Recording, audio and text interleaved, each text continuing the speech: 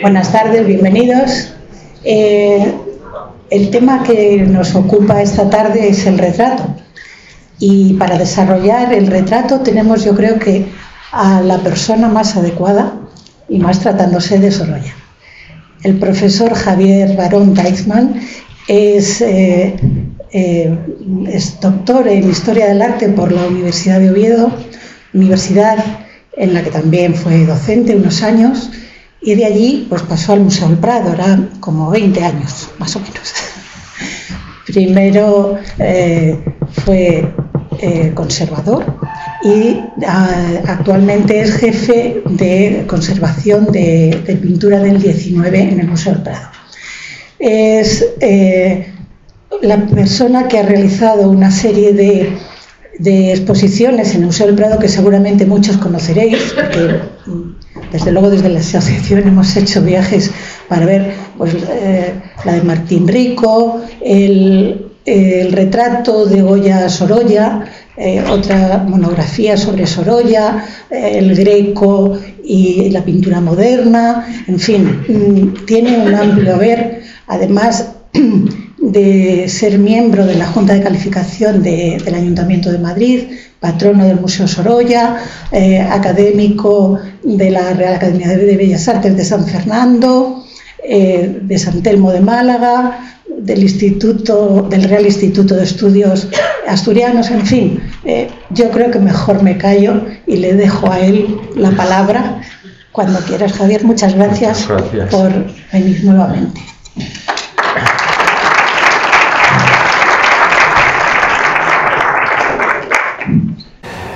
Muchas gracias, Llanos, por tu presentación y también a ustedes por estar aquí y al Museo de Albacete por su amable invitación dentro de este ciclo dedicado a Sorolla que se ha organizado también a partir del propio Museo Sorolla con uno de sus conservadores. Realmente para nosotros el reto de la conmemoración del centenario de Sorolla nos condujo a pensar que, como habíamos hecho ya en 2009 una exposición de grandes dimensiones, José Luis Díez, el anterior jefe del área, y yo, que era entonces jefe de departamento, fuimos los comisarios, muy ayudados por Blanca Pons Sorolla, de una exposición que es una de las que más satisfechos estamos de haber hecho tanto José Luis como yo y como el propio Miguel Zugaza, que era entonces director del museo. Allí se puso en valor toda la trayectoria de Sorolla y allí además nos dimos cuenta de la gran relevancia que tenían los retratos en toda su contribución artística. Efectivamente, los retratos, especialmente los masculinos, que son los que de algún modo evidencian mejor cómo Sorolla se alinea con los intelectuales, escritores, otros artistas y en general, como digo, intelectuales renovadores, polarizados en torno a la institución libre de enseñanza, de la que él forma parte además, ¿no? Y entonces es él, quizá en mayor medida que ningún otro pintor, el que pone en pie la gran iconoteca de la intelectualidad española del momento, ¿no? Luego vendrán los pintores del 98 como Zuloaga, pero el tratamiento de Sorolla yo creo que es más amplio y que da cuenta además de mayor número de personajes, ¿no? Entonces, por un lado, ese convencimiento de la importancia de los retratos en su producción, que en la propia exposición que hicimos quedaba puesto de manifiesto y que además evidenciaba un hilo conductor muy claro con la dedicación por excelencia de la gran escuela española desde el Siglo de Oro.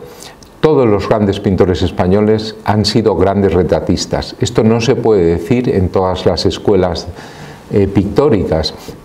Desde el Greco, Velázquez, Murillo, Rivera, también en el siglo XVIII-XIX Goya, luego Sorolla y finalmente Picasso, ¿no? Son los hitos de los grandes maestros españoles que vieron en el retrato además una faceta no solo de dar salida a compromisos adquiridos con clientes, sino también una manera de dar salida a sus propias dotes creativas en un género más difícil que la mayoría de los géneros, ¿no? Quizá la escuela española en esto solo pueda equipararse con la británica, o la británica se aproxime a la española en esa valoración del genio de lo individual, para el que lo británico, por razones distintas que lo español, está bastante bien dotado, ¿no? En el caso de lo español, también esa atención a los factores individuales es posible gracias a la capacidad de aprender, de captar, ¿no? Propia del arte español y propia también, podría decirse, de la personalidad española, ¿no? Ese sentido de presencia física, psíquica y de las personas es algo que los pintores españoles logran en mayor medida que los pintores de otras escuelas, de otros países, ¿no? Por otra parte, además, la colección del Museo del Prado contaba con 18 retratos, nada menos.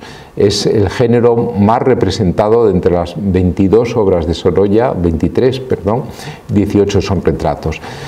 Además, habíamos fortalecido en los últimos años la presencia del retrato mediante compras, como por ejemplo el retrato de Martín Rico por Sorolla, que nos permitió representar a este gran paisajista al que dedicamos una exposición. La única que se ha hecho jamás de Martín Rico es esta del Prado, porque tuvo la desgracia de ser madrileño y por tanto no lo reivindicaba ninguna autonomía española. Madrid pues tampoco se veía obligada a ello, dado que Martín Rico vivió desde 1862 fuera de España, hasta su muerte fueron 46 años fuera de España.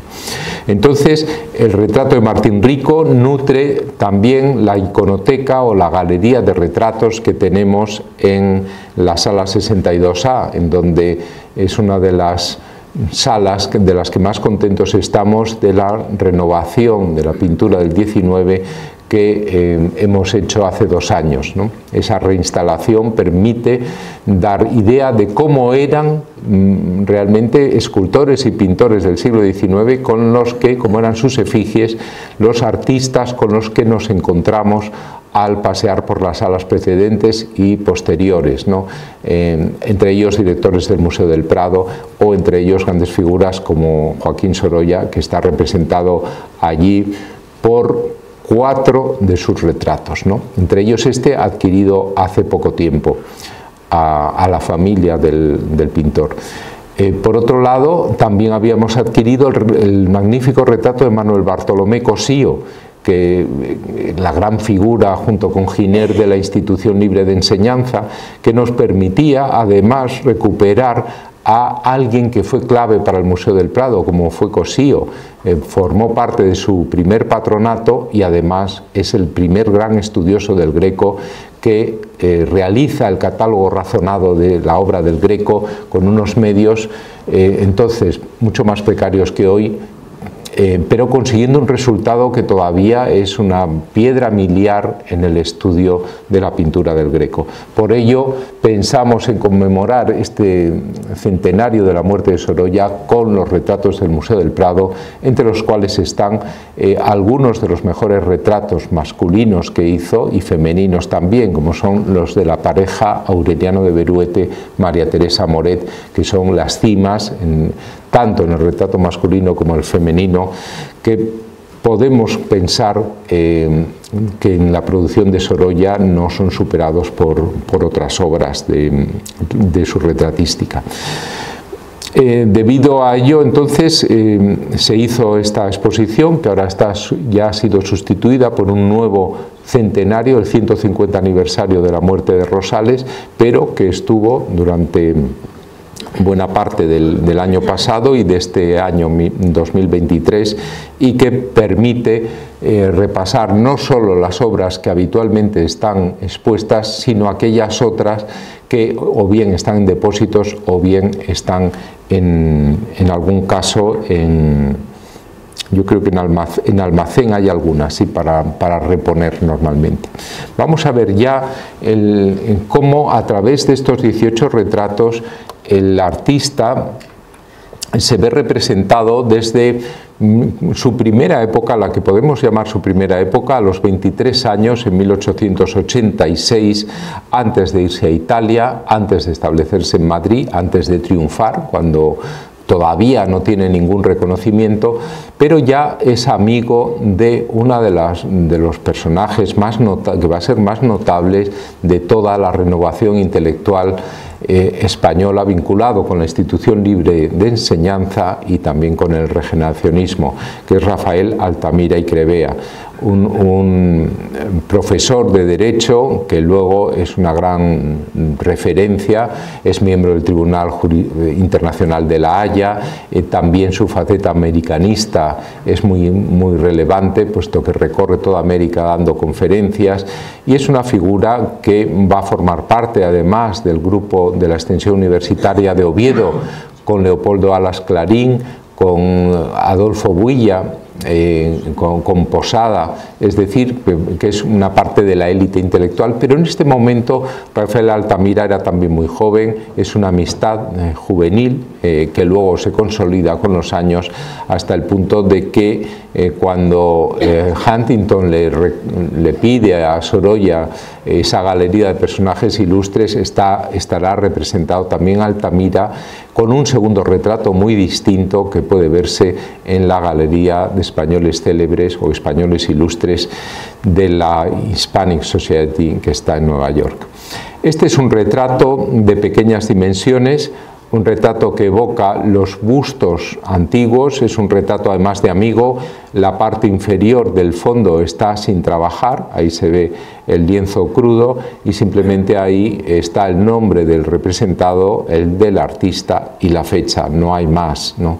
El fondo está tratado, no es un fondo neutro, pero sí que es un fondo que no representa nada, como suele ocurrir en los retratos de amigos, donde lo que impera es la caracterización de la cabeza, y está muy conseguida, puesto que Sorolla es un magnífico retratista, lo mismo que es un magnífico pintor de la exterioridad de lo que nos rodea, de todo, de los objetos, de las personas, de las atmósferas, de la playa, del mar, de todo, también lo es de las personas, de sus rasgos faciales, y por tanto es también un gran retratista. Ahí se ve también el espíritu cultivado, el espíritu intelectual que nos hace ver cómo Sorolla se rodea desde que es joven de personas enormemente interesantes, como lo era su propio suegro, el gran fotógrafo García, o como lo es Rafael Altamira. El caso de Sorolla es el caso de un artista que no es especialmente culto, pero sí que se rodea de gente muy culta. Es un caso similar al de Goya, que se rodea de los ilustrados. Sus amigos son Ceán Bermúdez, son jovellanos, son personas vinculadas con la renovación de la vida intelectual y de la vida política del momento, los ilustrados, a los cuales pinta, es el gran retratista de los ilustrados, y del mismo modo también Picasso, por citar otro pintor que no es culto, pero que sí es enormemente intuitivo, enormemente inteligente. Son los tres, Sorolla, Goya, antes que él con los ilustrados, y Picasso con los grandes poetas del siglo XX, poetas como Paul Éluard, poetas como Pierre Reverdy, como André Breton, como René Char, a todos ellos es amigo de ellos, Philippe Soupault, Max Jacob, Guillaume Apollinaire desde el principio. Entonces ilustra sus versos y se convierte en alguien muy afín a ellos, ¿no? Entonces, como por ósmosis reciben esa calidad intelectual, esa calidad, en el caso de Picasso, de los poetas, calidad literaria, y en el caso de Goya y de Sorolla también calidad intelectual de todos los que le rodean, como es el caso de Altamira. Aquí vemos también cómo en estos momentos en donde el pintor había descubierto en el Museo del Prado algunos de sus modelos, que eran Velázquez muy especialmente, había hecho ya las copias de Velázquez a principios de los años 80, pero también el Greco y también Rivera, eran estas tres las grandes figuras de referencia. En primer lugar, como digo, Velázquez, pues opta por un tipo de retrato muy contenido y muy sobrio, como estamos viendo. Fijémonos en la diferencia con el retrato de la Hispanic, con una Altamira. Ya Sorolla desde luego ha triunfado, en 1913 ha hecho ya todo lo que tenía que hacer, estaba entonces embarcado en la aventura de dar término a los grandes paneles de la visión de España para la propia Hispanic Society y en completar la iconoteca comenzada en la década anterior de los españoles ilustres, entre los cuales desde luego figura Rafael Altamira en un retrato que podemos pensar que es más convencional. Aparece con la muceta de rector y aparece también en ese sillón de un modo que nos hace pensar en los retratos episcopales, ¿no?, de la tradición española desde el siglo XV-XVI en adelante, ¿no? Pero si nos fijamos en el fondo estamos viendo también ese sentido de lo disuelto, esa capacidad para pintar a través de una ejecución muy inmediata, que se ve también en las aguas de la muceta, mientras que en cambio en la cabeza está más, la expresividad está más marcada, el dibujo está más ceñido y el requerimiento de la identificación perfecta del personaje le lleva, como vemos, a mostrar esos rasgos faciales de un modo muy claro también, ¿no?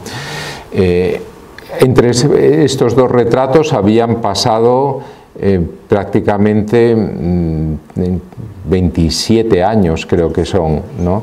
Entonces son dos imágenes muy diferentes pero complementarias de la trayectoria de Altamira, que luego todavía seguiría varias décadas en su creatividad intelectual, ¿no? Al revés que Sorolla, que le quedaban 7 años nada más de producción artística. Bien, otro retrato de una época un poco posterior, relacionada con su primer éxito internacional, que es el que obtiene Otra Margarita en la Exposición Universal de Chicago en 1893, que conmemoraba el centenario de América, descubierta en 1492, era el cuarto centenario. La exposición se hizo un año después. Y allí Sorolla vio que esta obra era adquirida, fue una de las 2 o 3 obras del nutridísimo envío español, casi medio millar de pinturas que fueron enviadas allí, pero la crítica se hizo eco muy especialmente de esta obra, Otra Margarita, que fue adquirida, como vemos, para un museo norteamericano con muy buen criterio, porque es una de las obras más importantes de la pintura social de Sorolla, que se inicia justamente en estos años. Pues bien, el personaje entre los pintores que organizó esta exposición del lado español, que se ocupó de coordinar el envío español, era el pintor Juan Espina y Capo, que era comisionado por el Círculo de Bellas Artes y que era el que estaba en contacto con el comisario internacional norteamericano. Es curioso que Espina, que es un pintor sobre todo paisajista, es un pintor que no tiene en los años posteriores una gran relación con Sorolla, pero que sí que la tuvo en este momento, porque además Sorolla no solo fue el gran triunfador del envío español en Chicago, ya Estados Unidos era una potencia importante económica, poco después iba a ser la guerra con España, precisamente, a propósito de Cuba, 6 años después, o 5 años después de la exposición, y también era un país que empezaba a dar a luz a un gran núcleo de pintores, entre ellos Sargent, Whistler, Thomas Higgins y toda la escuela de paisajistas. Pues Juan Espina formó parte, junto con Sorolla, del jurado, del tribunal que hizo la selección de los artistas que iban a viajar a Estados Unidos, y esa selección se hizo sobre las obras presentadas a la Exposición Internacional de Bellas Artes de 1892, que estaban todavía expuestas porque esta exposición se retrasó a los últimos días del año 92 y a los primeros del 93. Entonces hay cartas de Sorolla en las que dice, bueno, que hay que defender a Grassot, aunque no es una obra buena, pero por lo menos que es un pintor importante, y Sorolla ahí tiene bastante peso porque había obtenido también una primera medalla ya en la exposición nacional. Por otro lado, Espina pues está representado, como vemos, con una soltura extraordinaria. Vemos que el fondo son ese mismo tipo de colorido que en la obra anterior, pero más suelto, y sobre todo lo que es más suelto y lo que es muy protagonista es la chaqueta que lleva Espina y la corbata también, con esa pincelada tan certera y tan suelta. Y luego los rasgos faciales con estas cejas enarcadas y con este ceño que tenía Espina son también enormemente interesantes, ¿no? Por la fidelidad a las peculiaridades fisiológicas, detrás de la cual está también nos permite comprender algo de la personalidad de Espina, ¿no? Que siendo un buen paisajista no acabó por despuntar en la medida en la que sus dotes le podían permitir suponerlo, sino que se queda en un tipo de paisaje realista, cuando ya en cambio Beruete, el otro gran amigo paisajista de Sorolla, da el paso hacia el impresionismo. Por esos años también Sorolla hace retratos de los pintores que han llegado ya, por ejemplo José Moreno Carbonero, que había obtenido 2 medallas de primera clase y que también había triunfado en la década anterior como un gran pintor, y entonces era el retratista de moda, un pintor de una poco mayor que Sorolla, solo 5 años mayor que Sorolla, pero que enseguida triunfa y enseguida se coloca en la burguesía conservadora, cosa que Sorolla, por su intuición, no va a quedar tan restringido a ese ámbito, sino que él va a representar a todos, desde el rey hasta los personajes más radicales, como su amigo Vicente Blasco Ibáñez, ¿no? Entonces estamos viendo un magnífico retrato del interior, en el interior del estudio de Moreno Carbonero, que es también un pintor del cual el propio Sorolla sabe que es bueno y quiere hacer un buen retrato. Pero con todo, la gran aportación en la retratística de pintores, de artistas, es esta. Este es el retrato que les decía, en el que Sorolla llega a su máxima definición. Aquí está presente, como supo ver Azorín, ¿no?, en la lección de Velázquez. Azorín decía que Sorolla en estos retratos, el de Beruete especialmente, opta por esos términos engañosos, esta era la palabra que usaba Azorín, que él ha visto en Velázquez. ¿Por qué engañosos? Porque la atmósfera está tratada de tal manera que no hay una definición precisa entre el plano horizontal y el plano vertical. No sabemos dónde acaba el suelo, no sabemos dónde empieza la pared, como en los retratos de Velázquez. Goya había sacado partido de esta indefinición y de esta ambigüedad, pero Sorolla lo hace también, ¿no?, con una modernidad extraordinaria. Otros pintores que lo habían hecho eran los norteamericanos Whistler y Sargent. Sargent, que había hecho magníficas copias en el Prado de Velázquez, lo mismo que lo había hecho Sorolla, ¿no? Entonces rinde homenaje a Beruete, por un lado, en esta espacialidad velazqueña. Recordemos que Beruete es el autor de uno de los mejores libros sobre Velázquez, que se publica en francés, luego se traduce al inglés e incluso al alemán, y tarda mucho en ser traducido al español. Pero aún así es una piedra miliar también del conocimiento sobre Velázquez. Beruete ya se había hecho la gran exposición de Velázquez en el Prado en 1899, donde Beruete contribuyó a separar lo que era copia de Velázquez, lo que era taller, lo que era de mazo de los originales de Velázquez, y en ese sentido su libro es un avance extraordinario en el conocimiento de este gran artista. Por otra parte, también Velázquez fue un modelo para Beruete como pintor en su propia práctica pictórica. Antes he dicho que Beruete es un pintor que camina hacia el impresionismo. En el año 3-4 empieza a hacer esta pincelada más suelta, pero hasta entonces también Velázquez le había influido. Primero, dice él, cuando habla de los retratos de la Torre de la Parada que tienen el fondo del Guadarrama en último término, dice, aún hoy los pintores tratan de representar el Guadarrama como lo hizo Velázquez, ¿no?, con esa pincelada suelta, y el propio Beruete va a tratar estos temas con esa pincelada que ve en el mismo Velázquez. Por otro lado, Beruete, que tenía el dinero suficiente por su familia y por la de su esposa, que era María Teresa Moret, a la que también retrata Sorolla, que era íntimo amigo de los dos, les apreciaba mucho a los dos,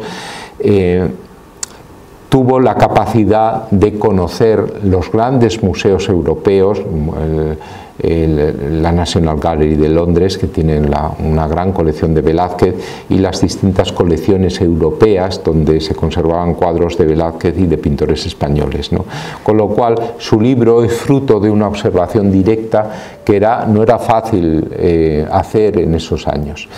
Por otra parte, fijémonos en que está con el fondo de un caballete de campo el puente de San Martín de Toledo. Toledo es el lugar al que iba todos los meses de octubre Aureliano de Beruete a pintar un mes entero. En un año, en 1906, 4 años después de haber pintado este retrato, le acompaña Beruete y los dos pintan a la limón, pero en sitios separados para no influirse uno al otro, ¿no?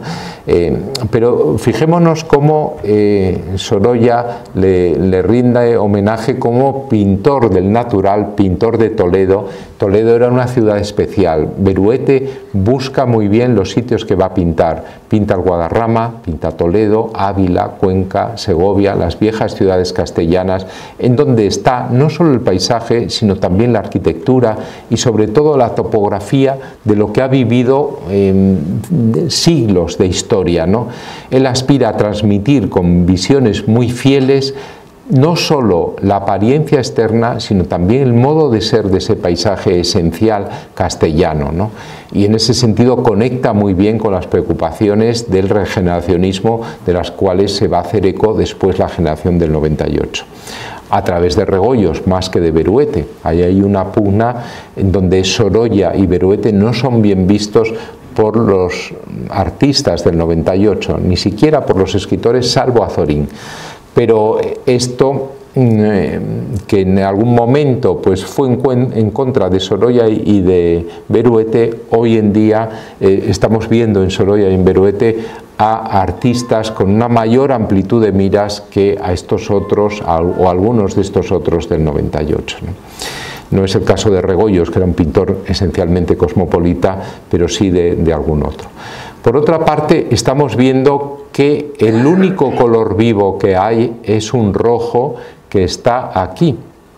Este rojo es la Legión de Honor que se le había otorgado a Aureliano de Beruete y que está también, como veremos, en el retrato de Martín Rico. Es decir, está en aquellos artistas que han visto validado su mérito no ya por las instancias españolas, no se pone con la gran placa de la Orden de Carlos III o de Isabel la Católica, no, eso no lo quieren poner, ¿no? Aunque la tengan, que en este caso además creo que no la tenía, sino que se pone la Legión de Honor, que es una validación muy superior a la española, de una índole universal, porque Francia en esos años, evidentemente, y sus criterios para otorgar los galardones o las condecoraciones, está en un nivel muy superior a lo que es España, ¿no? Un nivel cultural, intelectual y un nivel también incluso político.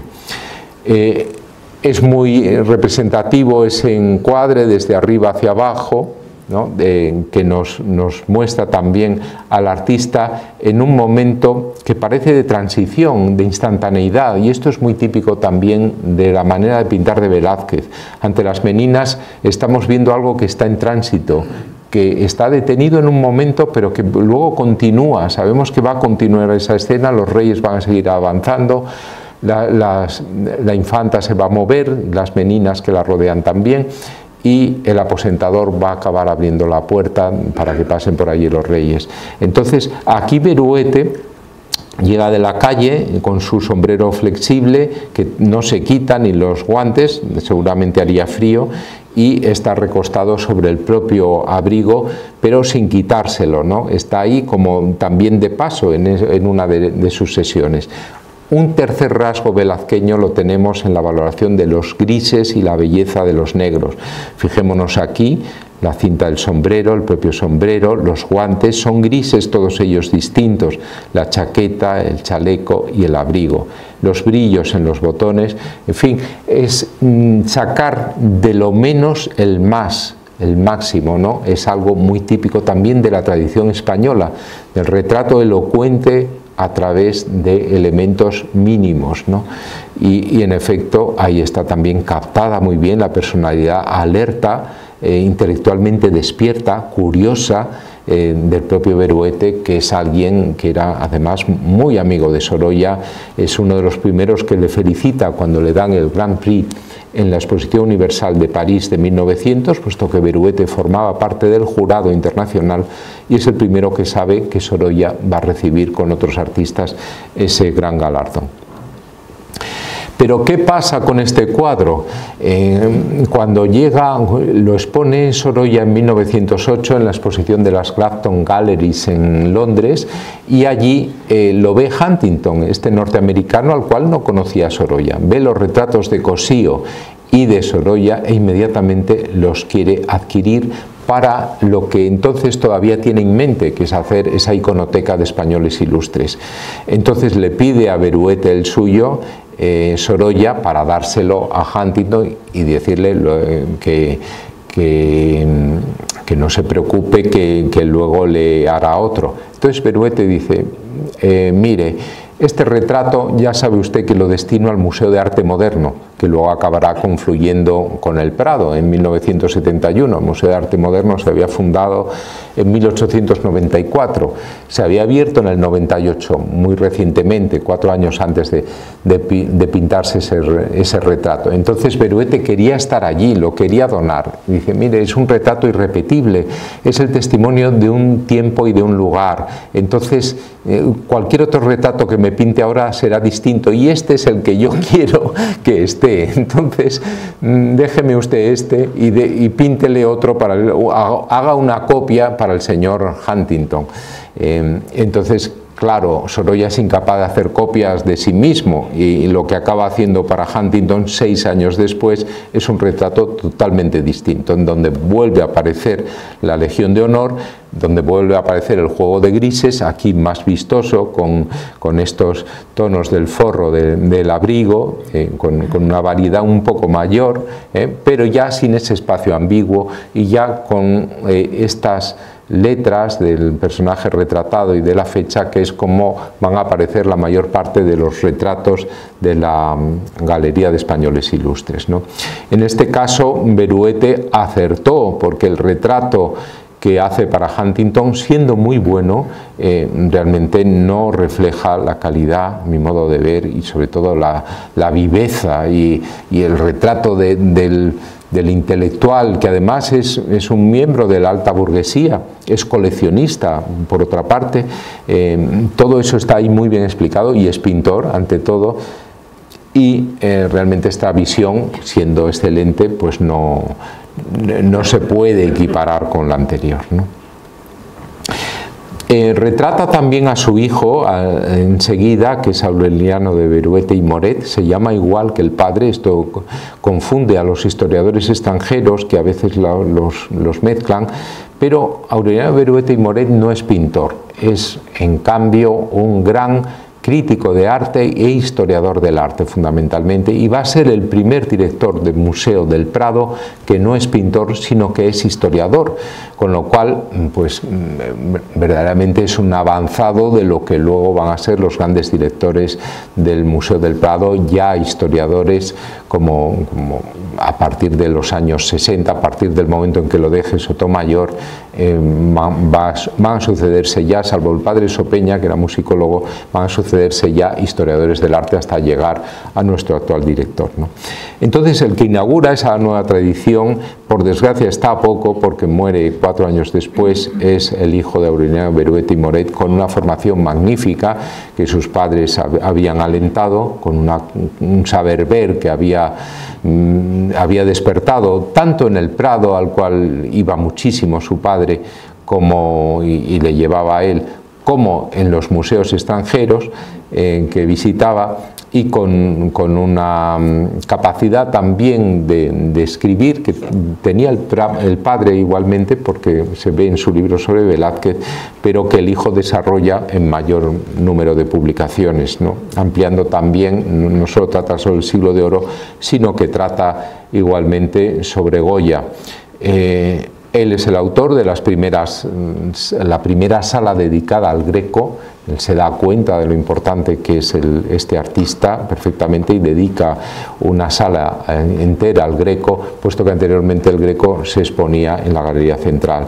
Fíjense que al revés que el padre aparece de pie, es como un dandy con un formato estrecho y alargado, muy vertical, con la chistera. El padre lleva un sombrero flexible en los dos casos y con los guantes y el bastón, como ven, ¿no? También aquí hay una visión del espacio bastante velazqueña, ¿no? Estamos en el año 2, también en ese momento, en donde pues verdaderamente el artista está muy influido por Velázquez de un modo a veces casi literal. Tenemos igualmente los juegos de grises y la instantaneidad, aquí vertida gracias a esa leve inclinación que suele utilizar Sorolla para dar dinamismo a sus cuadros, la inclinación de hombros y la inclinación de torso, como si se estuviera moviendo el efigiado, como vemos. Otra de las facetas de Sorolla como gran pintor es el retrato infantil, el retrato más difícil de todos, como sabemos desde Goya, desde Reynolds también, que son dos grandes pintores de la modernidad, en donde se inaugura el propio Velázquez con los retratos de Baltasar Carlos, los dos, o el de Felipe Próspero, que está en Viena. Entonces, normalmente los retratos de niños hacen aparecer a los retratados muy rígidamente. Algo de eso todavía hay en esta primera época de Sorolla, en 1892, aunque pinta a su sobrino. Pero vemos que la postura es muy formal, acentuada por el carácter de la silla, pero en cambio la cabeza es muy vivaz.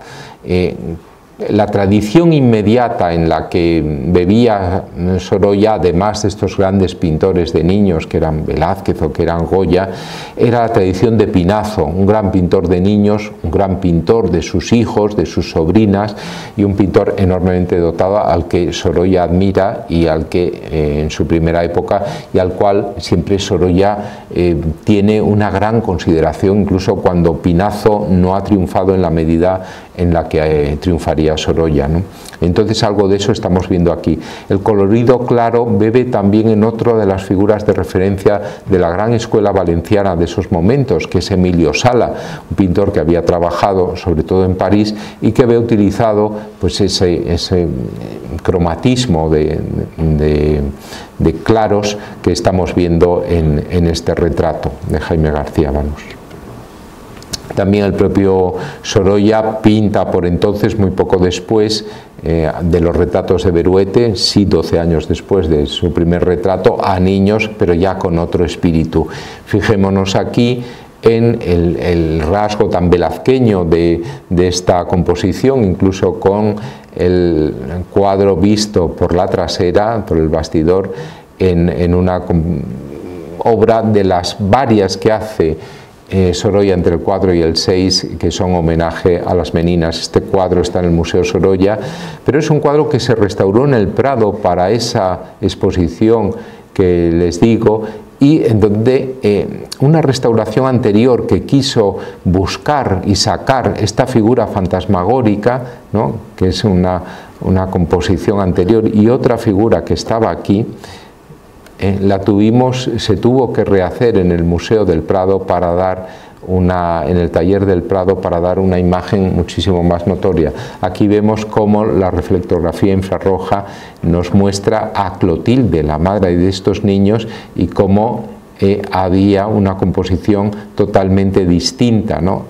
Y cómo aparece el fantasma, ese fantasma de esta figura, el de Clotilde. Si nos fijamos, puede estar aquí, incluso a simple vista se pueden ver los restos. Pero ¿qué hay que hacer en estos casos? Pues optar por lo que el pintor deja como definitivo y prescindir de intentar sacar los estados anteriores, porque se produce una mezcla totalmente irritante y que lleva a la confusión entre el primer estado, el segundo y el último, ¿no? Entonces esto es lo que los restauradores no pueden hacer. Hay que ir con pies de plomo y no tratar de sacar el tesoro escondido, porque entonces pues se produce estos inconvenientes, ¿no?, que estamos viendo aquí. Entonces esta exposición del Prado sirvió también para restaurar y para remarcar muchos de los retratos de hoy y muchas de las obras que se expusieron allí. Eran unos tiempos muy buenos. Todavía la crisis que había empezado en el 8 pues no se había dejado sentir tanto. En el 9 pudimos hacer esta exposición trayendo muchos cuadros que hoy en día sería prácticamente impensable, ¿no? Vamos a ver cómo paso. Bien, otro de los retratos del Prado es este de Jacinto Felipe Picón y Pardiñas, que está actualmente en una exposición itinerante preparada por el Museo del Prado para la Caixa, en Cosmocaixa, en distintas ciudades. Se presentó en Barcelona, ahora está en Zaragoza y se inaugurará en Sevilla.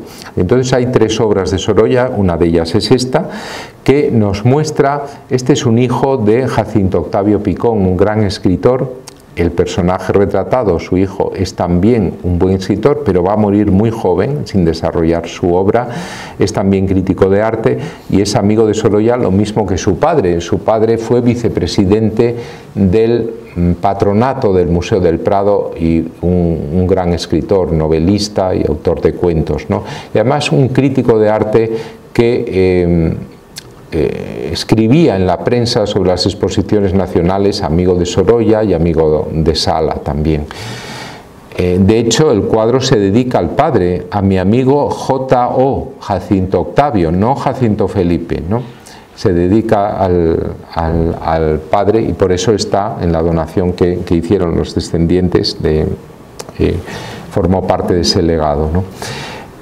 En esta obra vemos un formato muy característico de Sorolla, que es el formato horizontal, muy raro para los retratos. Normalmente los retratos son verticales, pero Sorolla está siempre en continua búsqueda y evitando repetirse. Entonces advierte que el formato horizontal le permite, por un lado, hacer interpretaciones diferentes de los efigiados y además mostrar su movimiento. Normalmente siempre vemos en estos retratos un eje oblicuo que da dinamismo a la composición y que le permite recostar en este caso o inclinar en otros casos sobre la mesa o mover la cabeza, y además le permite ganar espacio al fondo. El fondo tiene más virtualidad, ahí se pueden colocar cuadros aunque sean vueltos del revés. Estamos en el estudio probablemente de Sorolla y vemos también cómo esos cuadros están al revés, que era como normalmente los tenía, ¿no?, para no dejarse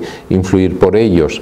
Esta manera de colocar los cuadros al revés era relativamente frecuente. Por ejemplo, Darío de Regoyos, en su autorretrato que hace muy poco tiempo antes de estos retratos, también los coloca del revés, y es Por ejemplo, Nicolas Poussin en París, en el Museo del Louvre, hace su autorretrato con sus obras vueltas a la pared con el bastidor y la trasera del lienzo vistos, ¿no? Es un rasgo de modestia también, ¿no?, por parte del pintor, ¿no? Vemos igualmente ese sentido de lo vivaz, de lo que va a cambiar, del instante que capta Sorolla, del mismo modo que capta el instante y sus reflejos en sus escenas de playa, que va a empezar a abordar. De este año es Verano, por ejemplo, esa gran composición que está en el Museo Nacional de Cuba y que inaugura sus grandes cuadros de niños en la playa, en el año 4. Aquí vemos cómo también el pintor habilita en estos mismos momentos ese formato horizontal para su autorretrato, con los cuadros vueltos del revés, ¿no?, con el cuadro en blanco, aquí dedicado en la parte superior a mi Clotilde, Sorolla, su Sorolla. Otro de los retratos que está perennemente expuesto en el Prado, en la sala que les decía de retratos y autorretratos de artistas, es este del paisajista Antonio Gomar, una persona muy afable, como se ve en el propio retrato, muy simpática, amigo de Sorolla, pintor, paisajista, no es un pintor de primera fila, pero su afabilidad le hace ser visto con una gran simpatía por Sorolla, que le pinta, como vemos, en este año 6, que es un año en el que pinta a muchos otros artistas, a Martín Rico, a Raimundo de Madrazo, también al médico Sandoval, que veremos a continuación. Fijémonos aquí en lo que les decía, de cómo el fondo de estos formatos horizontales permite mostrar en estas notas del color muy sueltas, pues este tipo de dedicación al paisaje característico del personaje que se representa, ¿no?, que está fumando. Este es otro rasgo de instantaneidad que aparece en otros retratos también de Sorolla. El de Asterio Mañanos, que se conserva en el Museo de Bellas Artes de Bilbao, también está fumando. Recuerden el retrato de Mallarmé por Manet, que está fumando un puro, y también sale el humo de la colilla del puro, ¿no? Esto es una vanitas casi, ¿no? Es el tiempo que huye, ¿no?, el cigarrillo que se consume, la ceniza, pero no hay ningún sentido moral, evidentemente, ni en Manet ni en Sorolla, sino que hay el sentido de captar ese transcurso del tiempo. El tiempo es algo que va cambiando completamente, ¿no? Lo hemos visto en los dos retratos de Beruete. Y Sorolla, con su técnica prodigiosa que le permite captar el instante en la playa, pintando como nadie hace un cuadro de 2×2, como el baño del caballo en la playa, es capaz de hacer también, frente al natural, frente a estos retratos, pues dar esa sensación de instante. En muy pocas sesiones, incluso alguno de los retratos que hizo, sabemos que lo hizo en 3 horas, en una sola sesión. Este es el retrato de Francisco Acebal, miembro de la Institución Libre de Enseñanza y de la Junta para Ampliación de Estudios. Lo traigo porque Sorolla fue vicesecretario también, y Acebal estaba con él, ¿no? También es un retrato muy próximo, era un buen novelista y también crítico de arte. Y este, que es del Prado, Joaquín de Cref, es otro de los médicos. Sorolla está obsesionado con los médicos, es muy hipocondríaco. También su niña mayor, su hija María, sufre de tuberculosis y entonces está en estrecho contacto con varios médicos.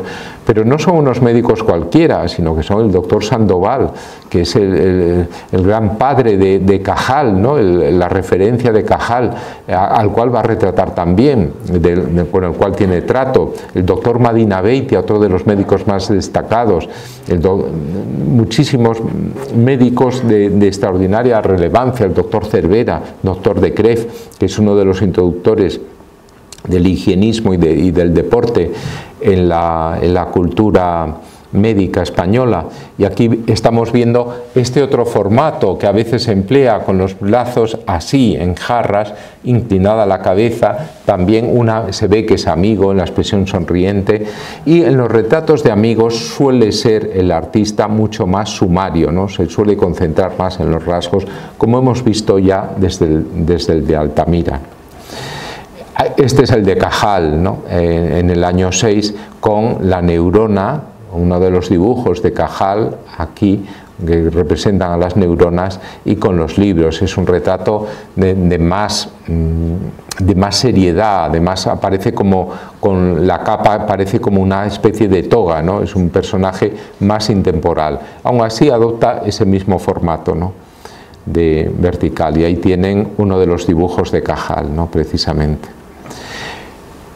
Del Prado es este retrato, que opta por un formato todavía más difícil que el horizontal, que es el cuadrado. Es un formato que rehuyen los artistas para todo, para paisaje, para retrato, porque es más difícil de llenarlo de una manera homogénea.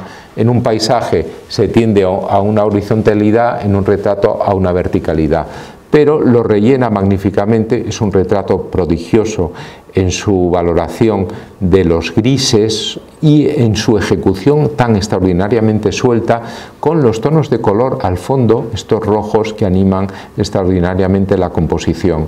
Para mí es uno de los mejores retratos que pintó Sorolla. Es otro médico, muy amigo de él, al que pintó en otras 2 ocasiones por lo menos, y es un personaje que no es tan conocido como médico como los anteriores, sino que no llega a triunfar en esa medida en la investigación o en la fama. Recordemos que Cajal es premio Nobel, y Simarro pone en pie el laboratorio más famoso de toda España, pero eso es un médico muy amigo que sigue muy de cerca a la familia Sorolla, y que bueno, pues está captado aquí con un sentido de intimidad, además muy notable, ¿no? Fíjense en este fondo, ¿no? En la manera de separar la parte más clara al fondo, donde no hay figura, y la parte más oscura donde hay figura, donde está el rostro con la tez clara para que resalte sobre ese fondo más oscuro, ¿no?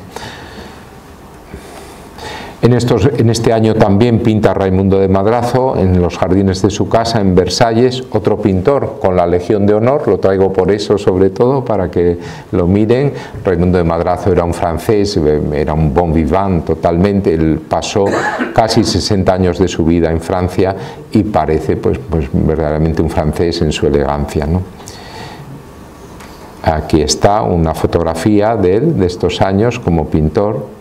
Y aquí está Martín Rico, el penúltimo de los retratos que hemos comprado, con la Legión de Honor también, ¿no? Hacia esa misma fecha, pintado en Venecia por una de las bienales a las que concurre Sorolla. Martín Rico había sido jurado en alguna edición de la Bienal, porque él llegó a ser el decano de los pintores paisajistas que trabajaron en Venecia. Él conoció Venecia en 1873, luego se estableció allí en su estudio, en casa, en 1900, y murió en 1908, se casó allí también. Y entonces le pinta, como decía Beruete a Sorolla, cuando va Monet al Prado, dice: he visto a Claude Monet, es un viejo muy robusto, con mucha vivacidad y mucha fuerza, tipo Martín Rico, parece un roble, ¿no? Como era Martín Rico, efectivamente, cuya nieta es también un roble, porque va a cumplir 102 años uno de estos días, ¿no? Entonces heredó esa vitalidad y esa fuerza extraordinaria. Aquí Martín Rico tenía 73 años, que no son los de ahora, no tienen nada que ver, ¿no? Todavía viviría 2 años más. Bien, y aquí también ven los brillos en los botones de la chaqueta, y ven el modo tan sobrio de presentarle, con esa manera de sonreír, esa vivacidad tan agradable de Rico, que no lo olvidemos, era íntimo de Raimundo de Madrazo, íntimo de Fortuny, íntimo de muchos otros artistas, y también de Beruete. A Beruete le influyó mucho Rico en su segunda etapa. En la primera fue Aes y en la segunda Rico.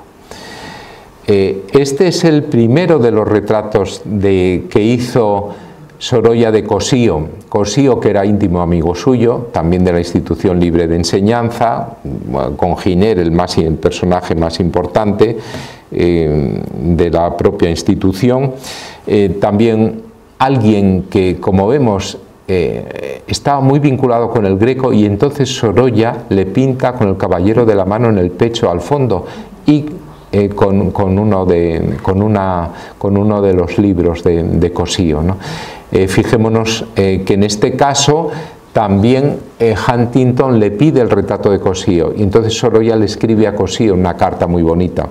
Le contesta a Cossío, le dice: bueno, pues si el señor Huntington cree, pues si ese señor cree que mi modesta efigie puede estar al lado de sus Velázquez y de sus Goyas y de los otros retratos que usted haga, yo encantado de estar en semejante compañía, no hay ningún obstáculo en que se lo venda a este señor, ¿no? Y Sorolla le dice: ya le pintaré otro, y efectivamente le pinta otro, que es el que hemos adquirido ahora, que al revés de lo que ocurre con el de Beruete, el segundo es mejor que el primero, ¿no? Realmente este segundo es una quinta esencia de lo que es Cossío como caballero español. Igual que el caballero de la mano en el pecho pasa a representar al caballero español del siglo de oro por excelencia, Cossío aparece con el libro ya publicado en el año 8, y aparece también con una visión que por un lado tiene que ver con el Greco, por otro lado tiene que ver con Velázquez en estos grises y en estos negros, y por otro lado tiene que ver con Goya también, en esta manera de contornear la figura, que es algo que hace Goya también, y en estos perfiles, ¿no? Es un cuadro enormemente interesante y estamos enormemente contentos. Es un cuadro que le regala el pintor a Cossío y que siempre estuvo en la Institución Libre de Enseñanza, y se lo llevó. La hija de Cossío se lo llevó a Inglaterra cuando tuvo que salir de España con motivo de la guerra civil, ¿no?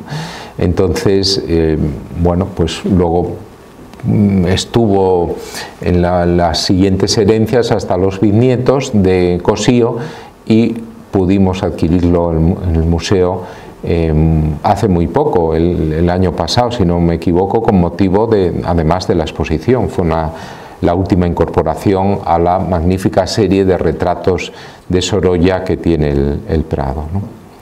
También hicimos la gestión para adquirir este otro retrato, pero este lo compró la Institución Libre de Enseñanza.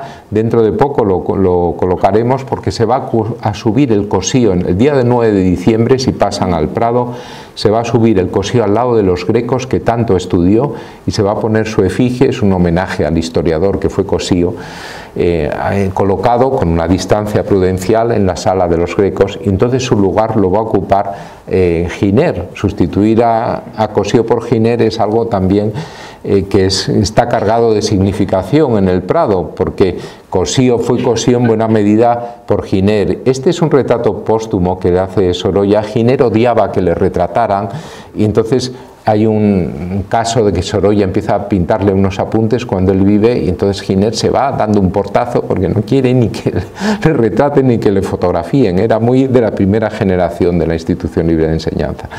Pero entonces, claro, ¿cómo va a estar la institución sin un retrato de Giner? Entonces, muerto Giner, y con la memoria, con las fotos y con unos pocos apuntes que hubiera tomado Sorolla, realiza este retrato y lo dedica, como ven aquí, a mi buen amigo Cossío. Y este retrato está ahora en el Prado como préstamo temporal a largo plazo de la Institución Libre de Enseñanza, que lo adquirió también a los bisnietos del artista, con su marco de estilo español también, ¿no? Con ese giro que tenía tan característico Giner, se ven las fotos en las que sale, y que el pintor capta, y que también a veces sale Cossío con la cabeza así un poco girada, ¿no? Este es otro retrato de un diplomático español que hace en los Estados Unidos en uno de los viajes de Sorolla, cuando expone en la Hispanic Society, en Ramón Piña y Milet. Este es uno de los cuadros que tenemos en depósito en el Museo de Málaga, de los pocos cuadros. El del niño está ahora en depósito en el Museo de Bellas Artes de Valencia, una gran colección de Sorollas tiene, y entonces la contribución del Museo del Prado es esa, esos depósitos a dos colecciones magníficas de pintura del siglo XIX. Ven como es un retrato más convencional en apariencia en cuanto a la manera de presentarse, con el uniforme, las condecoraciones propias para un diplomático, pero el fondo son esos cremas tan bellos y esa pincelada suelta que va dando una vibración extraordinaria en esas verticales más claras que el resto del fondo. En este caso, con el nombre en la parte superior, no en la inferior, como son los retratos de la Hispanic. Y termino ya con los retratos de mujeres que frente a los de los hombres son en general menos interesantes, porque muchas veces Sorolla, no en este caso que se escapa totalmente de esto, pero Sorolla tiene que atender a las indicaciones de las mujeres que quieren salir favorecidas, entonces llevan sus joyas, aparecen con una vestimenta especial.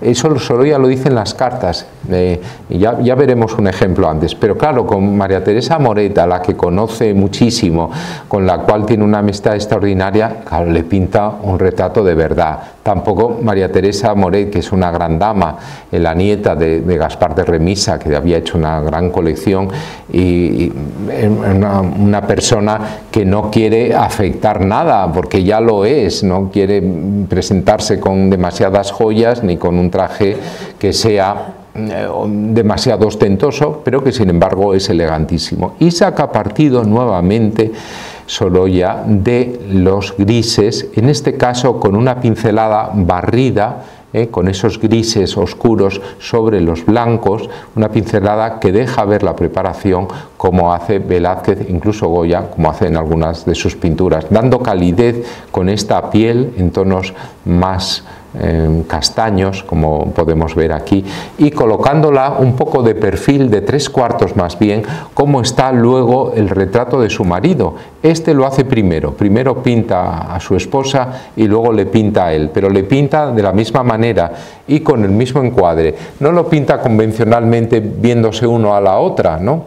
Sí, como solía pasar, y Federico de Madrazo hace sus parejas como enfrentadas, sino que los dos están mirando al mismo sitio, ¿no? Lo cual a veces provoca una complicación a la hora de presentarlos juntos, pero es como los pintó el artista, ¿no? Y también ven aquí, no en la medida de su marido, porque está más clara la separación entre el plano horizontal y el vertical, pero ven ahí la fascinación velazqueña, sobre todo en este caso en los grises, ¿no?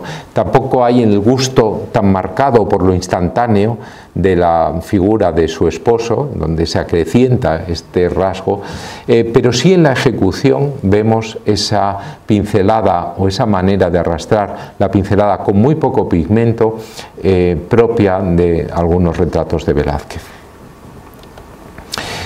En cambio aquí, al retratar a su hermana, la condesa viuda de Mugiro, a la hermana de Beruete, pues estamos viendo pues otro mundo, ¿no? Es un retrato de gran estilo, es un retrato de la gran aristocracia, la condesa de Mugiro,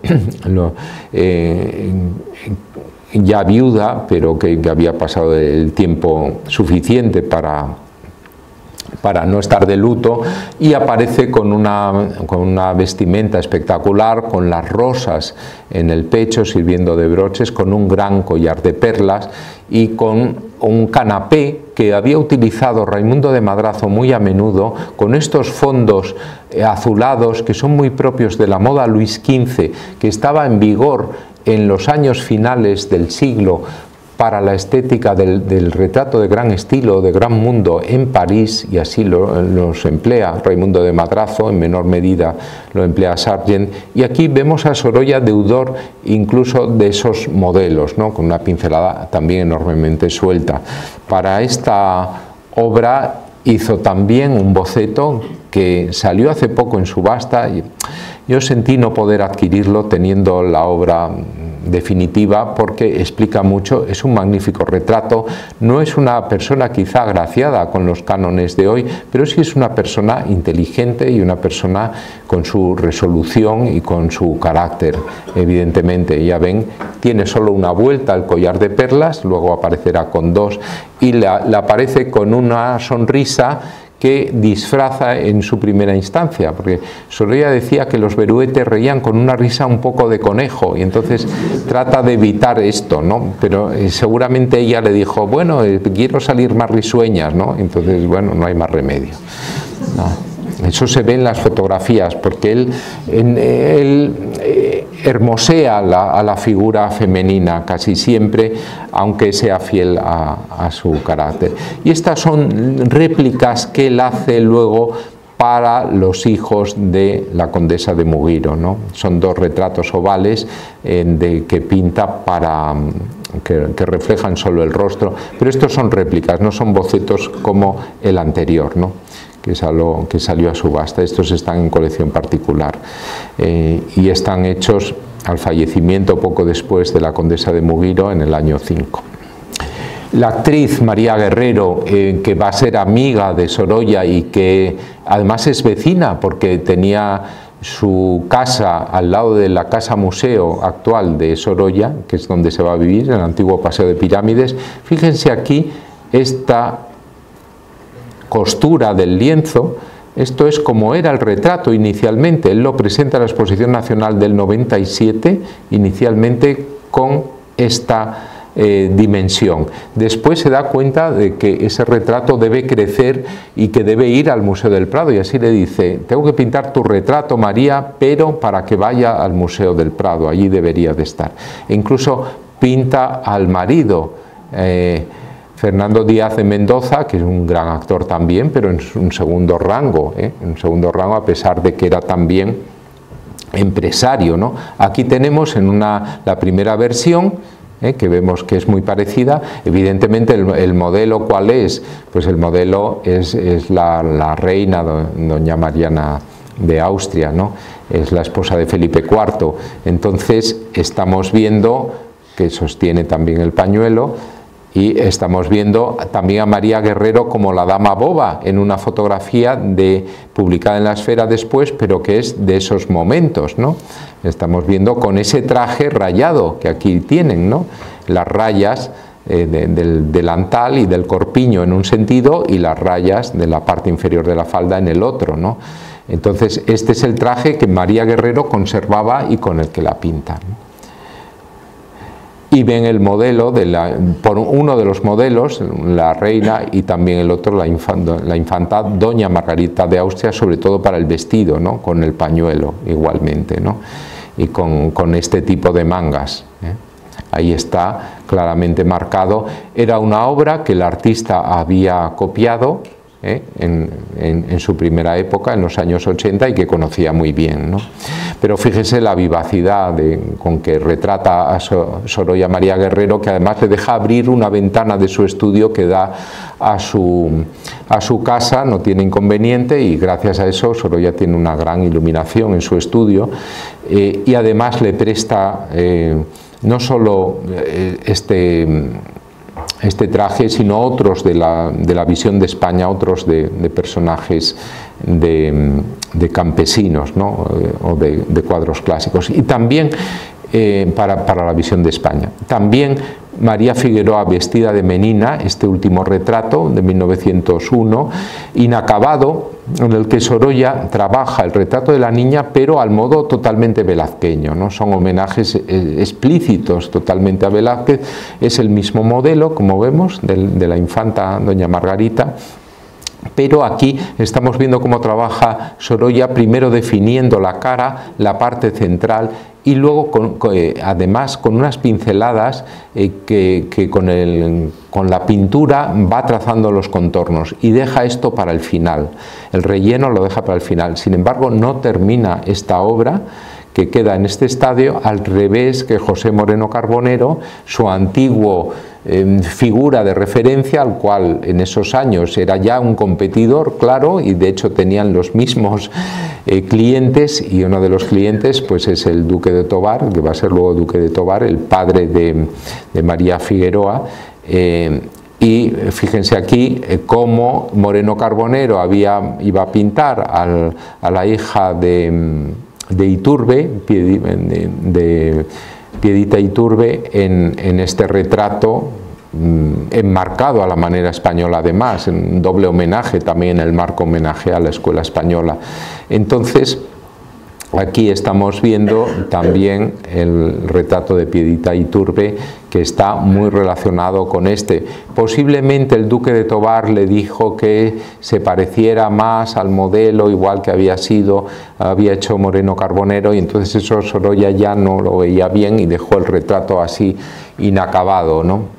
Que compró el Museo del Prado hace años porque es una obra que nos permite ver muy bien cómo trabaja Sorolla. Este retrato del año 6, una gran dama, la condesa de San Félix, que vestía muy bien, sus toilettes triunfaban no solo en Madrid, sino también en París, donde vivía el conde de San Félix, y es una figura pues, muy puesta a la moda, que Sorolla pinta con una gran sensualidad. Estamos viendo también este raso, ¿no? con estos brillos, y hay una composición helicoidal como en hélice. Hay también la manera de representar con los ojos muy en sombra, y también esta franja, como se hacía entonces en torno al año 6, y lo hacen todos los artistas al representar a las figuras que quieren estar a la moda, ¿no? Con una intensidad de mirada muy grande, ¿no? Como vemos, ¿no? Es un retrato para el cual hace varios estudios preparatorios, muchos con una gran soltura, como vemos, aquí incluso con un gran atrevimiento en su desenvoltura, pero el mundo de esta señora era el mundo parisino más que el madrileño, con lo cual esto era posible, y aquí no hubiera chocado, no chocó tanto en París como hubiera chocado en Madrid, ¿no? Y tenemos ya el último retrato, que entró hace poco también, en el año 19, en las colecciones. Este, por donación de Gerstenmayer, fue una de las obras que elegimos para esa donación de 11 obras, y este es un caso de mujer que le encarga a su marido el retrato, el anticuario Jacques Seligman. Sorolla lo hace a regañadientes porque Seligman no le pagó en metálico, sino que le pagó con alguna antigüedad, y entonces eso a Sorolla no le convencía. Él necesitaba el dinero porque entonces estaba edificando su casa y tenía grandes dispendios, ¿no? Pero dice, bueno, me he visto obligado a hacer el retrato de Seligman, dice en una carta de él a Seligman, pero me parece una señora que me gusta retratarla porque no tiene las miquerías, dice, de Mico, ¿no? Las miquerías de muchas otras mujeres que quieren salir de tal modo. No, esta va tal cual, se presenta sin joyas. Tiene también una sensualidad de otro tipo que la condesa de San Félix, pero verdaderamente es una figura muy natural, ¿no? Y esto a Sorolla le complace, y hace uno de sus mejores retratos femeninos, ¿no? Este es uno que, después de los de Clotilde y con el de María Teresa Moret, es uno de sus mejores retratos, en una silla que era del anticuario, una silla seguramente neogótica, en donde sitúa a la figura de 3/4, igual que había situado a María Teresa Moret y Aureliano de Beruete, para evidenciar un sentido de naturalidad muy visible, ¿no? También juega con el contraste entre las carnaciones blancas o claras, para la tez y para el pecho de la figura, que queda casi al descubierto con este escote, ¿no? Bien marcado, y los colores más oscuros del vestido, también extraordinariamente elegante. Y estamos viendo aquí estas pinceladas rápidas y sueltas que van a converger rápidamente al fondo, como en una perspectiva acelerada. Es un retrato muy interesante. Nosotros lo tenemos siempre en sala, no solo por homenaje al donante que ha fallecido, sino también porque de verdad aporta, es el retrato más moderno que tenemos en cuanto a fecha de ejecución, 1913, el de Giner, que es del 15, no es del Prado, pero esto era el único retrato que teníamos de la segunda década de Sorolla, y completaba muy bien el elenco retratístico del artista, que es desde luego uno de los pintores más notables, retratista apreciado internacionalmente en su época, y artista que hoy en día vuelve a ser recuperado después de la exposición del Prado. Se hizo la de la National Gallery de Londres, se hicieron exposiciones en París, en Alemania, en Múnich, y creo que vuelve a ser un pintor que vuelve a ser muy valorado gracias en parte al esfuerzo que hace el museo Casa Natal Museo Sorolla con su actividad continua y gracias también al catálogo de Blanca Pons Sorolla, que son los dos hitos importantes que están, ¿no? La posibilidad de ver al artista en su propia casa, en su estudio, eso es muy interesante. Y luego el conocer muy bien toda la obra gracias a los conocimientos de Blanca Pons Sorolla. Muchas gracias.